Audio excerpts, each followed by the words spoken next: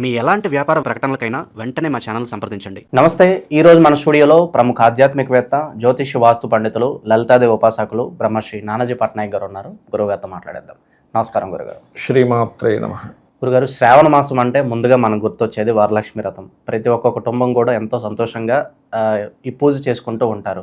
So హంగు ఆర్భాటం లేకుండా సింపుల్గా తక్కువ ఖర్చుతో వరలక్ష్మి వ్రతాన్ని ఎలా జరుపుకోవాలి, ఎలా చేసుకుంటే అమ్మవారి అనుగ్రహం మనం కంప్లీట్గా పొందవచ్చు అంటారు?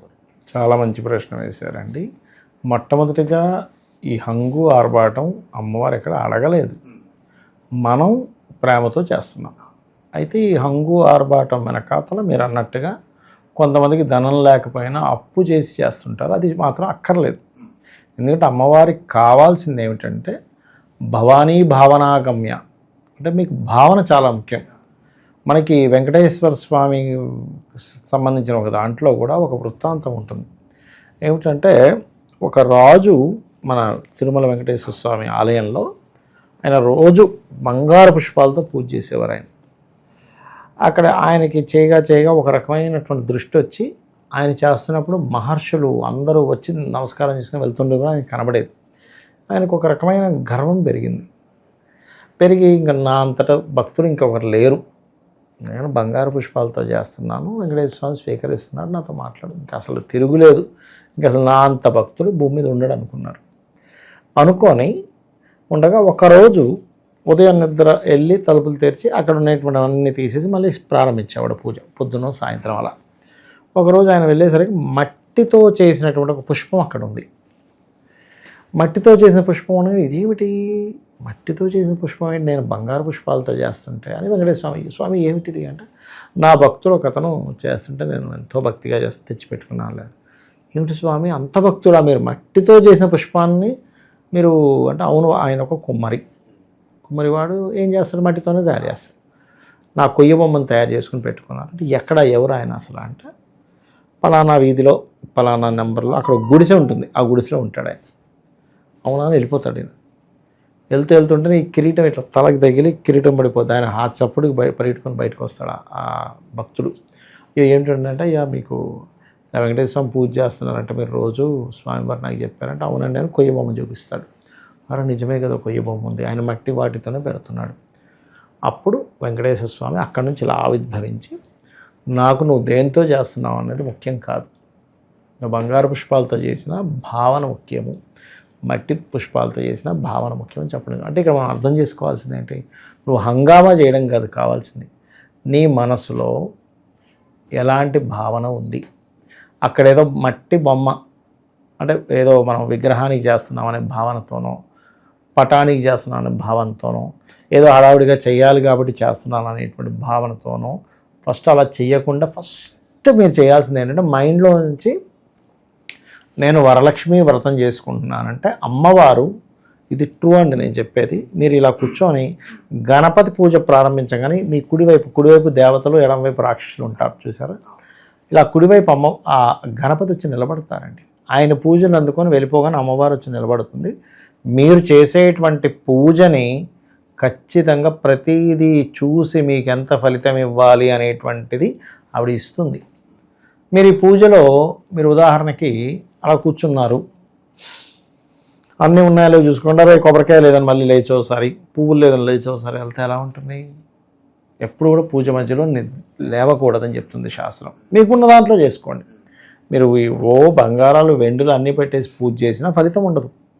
అంటే చేయకూడదని కాదు నా ఉద్దేశం, మనసు పెట్టకపోతే ఫలితం ఉండదు. భగవంతుడు ఎక్కడ ఉంటాడు? మనసులో ఉంటాడు. అమ్మవారు ఎక్కడ ఉంటుందని చెప్పి, సహస్రారాంబుజారూఢ సుధాసారాభివర్షిణి తటిల్లతా సమృచ్చి షట్చక్రోపరి సంస్థిత, 6 చక్రాల చుట్టూ తిరుగుతున్నా అని చెప్పింది. సహస్రారంలో ఉందని చెప్పింది, ఒక్కొక్క చక్రంలో ఒక్కొక్క అవతారంలో ఉందని చెప్పి. నీ లోపల ఉన్నప్పుడు నువ్వు ఎక్కడికి ఫీల్ అయ్యి చేయాలి? మనసుతో ఫీల్ అయ్యి చేయాలి. మనసుతో ఫీల్ అయ్యి చేయకుండా, అబ్బా మా అమ్మ నిద్రలో అయిపోయింది, వాళ్ళు పొద్దున్నే శుభ్రంగా పడుకునేదాన్ని కదా అని అనుకొని లేవడము, లేకపోతే మనకి లక్ష్మీదేవి పూజ చెయ్యకపోతే, లక్ష్మీ అనుగ్రహం రాకపోతే డబ్బులు రావేమో అని భయంతో చేయడము, అందరూ చేస్తున్నారు నేను చేయకపోతే నన్ను ఏమైనా అనుకుంటారేమో అని చేయడము, ఇవి కాదు. ప్రేమ, బాగా ప్రేమతో. అందుకే మన నార్త్ సైడ్ వారు ఒక మాట, ప్రేమ్ సే బోలో జయ మాతాజీకి అంటారు. అంటే ప్రేమతో అనండి. ప్రేమతో చేయండి. ఎందుకు చేయాలండి ప్రేమతో? ఈ విశ్వం మొత్తం నడుస్తున్నటువంటిది ఆవిడ యొక్క శక్తితో. ఆవిడ యొక్క శక్తితో నడుస్తున్నప్పుడు ఆ కృతజ్ఞతా భావంతో చేయాలి. మనకి ఎవరైనా హెల్ప్ చేశారు పలానా జాబ్ రావడానికో లేకపోతే ఏదో రావడానికి, వెంటనే మనకు ఫీల్ వస్తుంది, అరే మంచోడు. ఇంకా అమ్మవారు అన్నీ చూసుకుంటుందంటే ఆవిడకి మనం ఏమిచ్చే రుణం తీర్చుకోగలము అంటే ఇలాంటివి వచ్చినప్పుడే మనం రుణం తీర్చుకునే, అసలు మనం దేవతా రుణము, ఋషి రుణము, మాతృపితృ రుణం అసలు తీర్చుకోలేమంట మనం. అందులో దేవత రుణం అసలు తీర్చుకోలేము. ఎంత తెచ్చుకున్నా బాకీ ఉంటానే ఉంటుంది. సెకండ్ నీకు అన్నీ చేసి పెడుతుంటే నువ్వు ఎక్కడ రుణం తీర్చుకోగలవు? ఆ రుణం తీర్చుకోమని కూడా వాళ్ళు ఏం అనుకోరు. కాబట్టి ఏంటంటే అన్నీ అమర్చుకోవాలని, మధ్యలో లేవకూడదు. ఓకే, మనసు ప్రశాంతంగా ఉండాలి. ఈ అరగంట సేపు, గంట సేపు, 10 నిమిషాలు ఎంతసేపు పూజ చేసినా మీ మనసు, మీ బుద్ధి, మీ ఆలోచన మొత్తం అక్కడే ఉండాలి. 4 పిల్లర్స్ ఎప్పుడైనా ఒక పూజ చేసి ఏంటది అంటే భక్తి, భావన, అదేవిధంగా పూజ చేసేటువంటి విధానంలో ఎలా చేయాలని ఒక సిస్టమేటిక్ కూడా తెలుసుకోగలగాలి.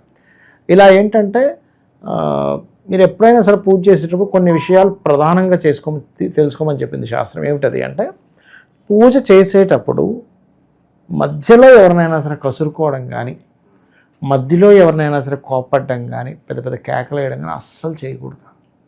శాస్త్రం దీనికి ఏం చెప్పింది అంటే మీరు గనక పొరపాటున కోప్పడితే లేచి గుండు కొట్టించుకోమని చెప్పింది శాస్త్రం. సీరియస్గా 2 రోజులు బాధపడాలట, అయ్యో ఏమిటి పని చేశాను. మనం ఇంటికి ఎవరైనా గెస్ట్ వస్తే అలా మాట్లాడతామని, ఆయన వెళ్ళిపోయాక ఇంట్లో వాళ్ళ మీద కోప్పడతాం. ఏంటి ఆయన ఉండగా ఇలా చేస్తున్నారు ఏంటని. మరి ఒక అమ్మవారు వచ్చింది, మిమ్మల్ని మీ ఎవ్వరూ మిమ్మల్ని పిలిస్తే అంత ఈజీగా పెద్ద పెద్ద వాళ్ళు ఎవరు ఇంటికి రారు. ఈ విశ్వాన్ని మొత్తం నడిపించేటువంటి అమ్మవారు మీ ఇంటికి వచ్చిందంటే మీరు ఏ ఫీల్తో చేయాలి? భక్తి, శ్రద్ధ, భావన. కాబట్టి ఏంటి, ఈ భక్తి శ్రద్ధ అనేటువంటిది లేకపోతే మీకు అది కనెక్ట్ అవ్వదు. ఇంకా పితృదేవతలు చేస్తారు చూసారు, వాళ్ళు ఇంకా అండి అసలు మనం ఏమాత్రం ఏదో ఆలోచిస్తూ చేసాం వెళ్ళిపోతారు, ఇంకా అక్కడ తీసుకోరు.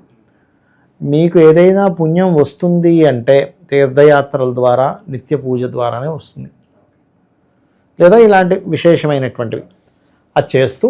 చాలామందికి ఇక్కడ చాలా సందేహాలు ఉన్నాయి. ఏమండి మా ఇంట్లో వాళ్ళు ఎవరు వరలక్ష్మి వ్రతం చేసుకోలేదు, నేను చేసుకోవచ్చా? ఫస్ట్ మనం అర్థం చేసుకోవాల్సింది ఏంటంటే ఇప్పుడు మీ ఇంట్లో 2 తరాల వాళ్ళు ఎవరు డబ్బులు సంపాదించలేదు, నేను సంపాదించవచ్చాను ఎవడని అడుగుతాడా? అడగడు. ఎందుకు అడగడు? డబ్బులు అవసరం. లక్ష్మి అంటే ఎవరు?